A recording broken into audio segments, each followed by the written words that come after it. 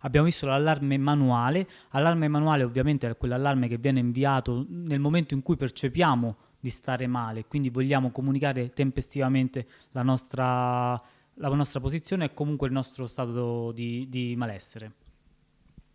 Ma qual è la funzionalità principale di aGesic? La funzionalità principale di aGesic è l'allarme automatico, perché aGesic ha pensato di andare a risolvere quello che è la problematica maggiore nel momento in cui svengo o sono impossibilitato a mandare un allarme. Come faccio? Ci pensa aGesic attraverso questa funzionalità, cioè l'applicazione nel momento in cui sta ferma per troppo tempo e quindi non c'ha l'accelerometro in movimento, inizia un countdown.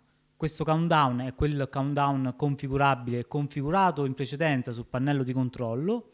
Se ricordate, abbiamo detto tra i 3 e i 5 minuti sarebbe l'ideale.